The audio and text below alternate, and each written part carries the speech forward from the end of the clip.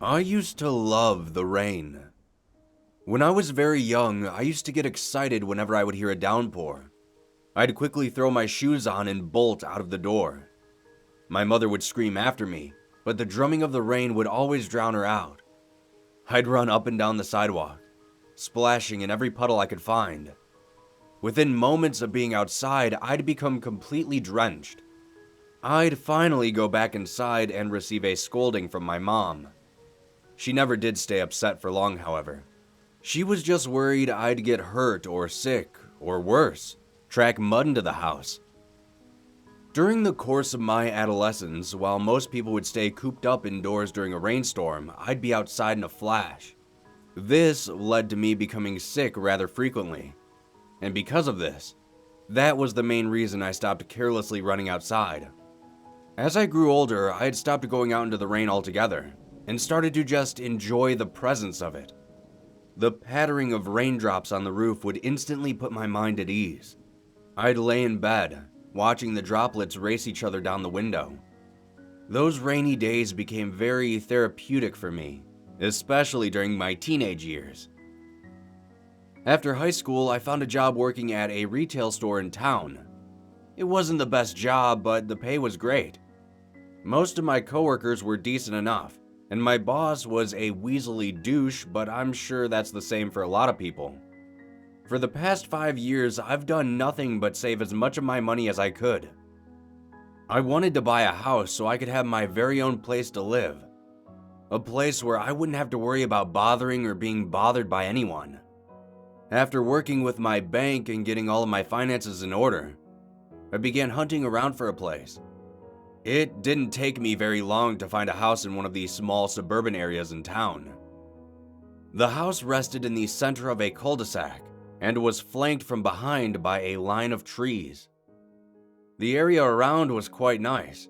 It was like something you'd see in a movie or a TV show.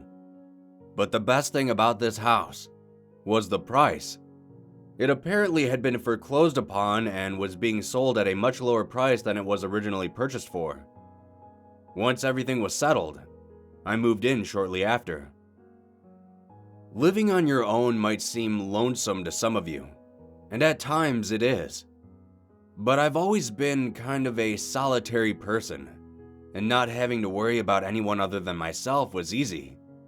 I quickly adjusted to my new living situation, and before long, I had settled into a proper routine. I have been living in this house for close to 2 years without issue.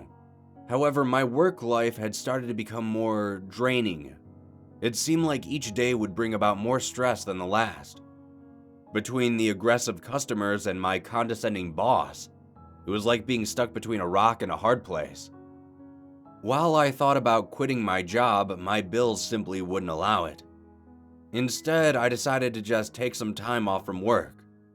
I had some days saved up, and over the years when I just needed a break, I would take a week off.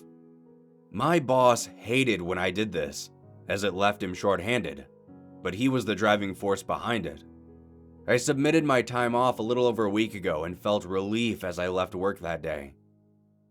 During this most recent summer, our town had been experiencing a pretty lengthy drought. It hadn't rained in our area since April, which was odd, since I lived in an area that used to rain quite frequently. That was one of the main reasons I chose to live in this town after graduating. The day after I got home from work, I turned on the news while I lounged on the sofa. The weatherman excitedly told of an oncoming storm heading for our area. This piqued my attention as I turned the TV up. He said the storm could potentially last for a few days or longer. When I heard this, I was thrilled. The ultimate relaxing vacation, I thought. I could catch up on some reading while a soothing storm raged outside. Just then, I heard a couple taps on my window nearby, like someone was trying to get my attention. I looked over and saw a few drops of water running down it. Within the hour, you should have seen the torrent of water coming down. It was like an ocean had been dropped from overhead. The earth-shattering sounds of thunder ripped through the sky, while the chittering rain on the ground sounded like distant machine gun fire. I was in heaven. After I went to bed that night, I slept better than I had in months. I woke up sluggishly early in the morning. I rubbed my tired eyes and walked over to my bedroom window. Pulling back the curtain, the sky outside was as black as pitch. The rain was still coming down in sheets. I turned to my alarm clock, which read 7 a.m. I just shrugged and crawled back into bed. A few hours later, I had awoken once again, feeling much more rested than before. I got out of bed and hopped into the shower. After getting dressed, I walked over to my window once more and peeled the curtain back. The sky was unchanged, and the rain was still pouring relentlessly. I had never seen rain like this before. Before, the sight and the sound of it would bring me peace, but as I stared out at the horizon, it only made me feel uneasy.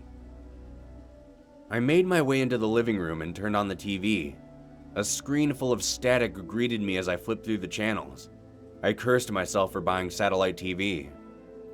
Just as I was flipping through the channels, I heard a noise which drew my attention to the left. It sounded like something hard had hit my window, like someone had thrown a ball at it. I got up and walked over to it, looking outside. It was still far too dark to see hardly anything. While I squinted, I thought I could make out faint movement in the shimmering rain, but it had quickly vanished.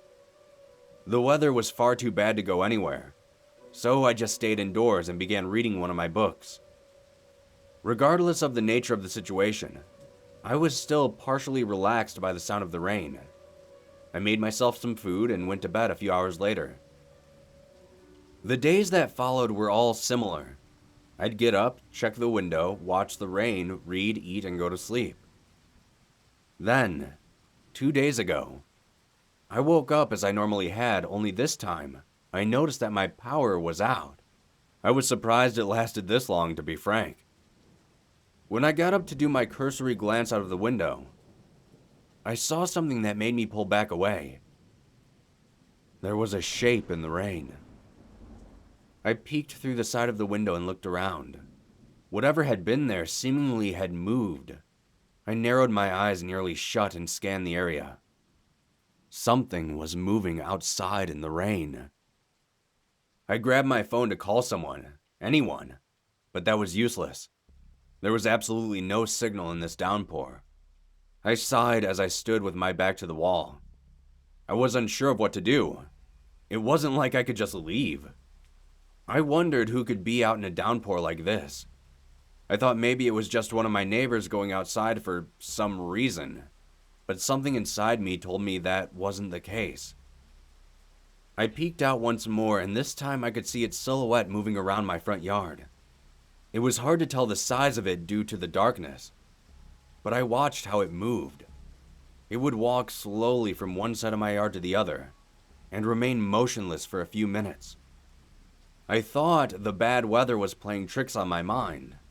I shut the curtain, lit a candle, and laid down in my darkened living room. Yesterday, I had woken up in a daze on my living room couch.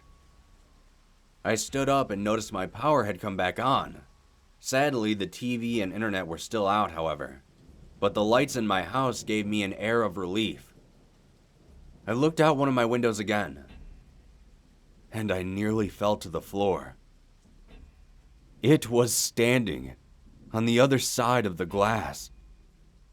My living room light illuminated this thing's face. Its head was long and narrow. In a horrifying way, it reminded me of a dog. Smooth skin, slick with the rain, covered its body. Its eyes were enormous, like the eyes of a fly. Although large, its eyes were clouded over, like it was blind. It had a long snout-like nose that sniffed at my window, causing a thin layer of fog to build up around it. It raised a very human-like hand and rested it upon the glass. It was then that I realized just how massive this creature was. Its fingers nearly stretched from the bottom of my window to about halfway up. It opened its mouth slightly, like it was anticipating a delicious meal. A string of razor-like teeth filled its jaws. I quickly dropped the curtain and stumbled backwards. I ran through my house, grabbed my phone, and locked myself in the bathroom. It's been over 20 hours since I first saw it, and I haven't had the courage to go check if it's still there. I've tried to call for help, but I've had no service since the storm started. To pass the time, I've been writing this story on my phone and have been attempting to post it repeatedly, hoping the signal would somehow get through. If there is a storm heading in your direction, lock your doors and your windows. Do not go outside. I'm not sure what it is, or where it came from, or if there are more of them, but I'm pretty sure I don't want to find out. I used to love the rain, but now I fear it. I just hope to God that the raining will stop soon.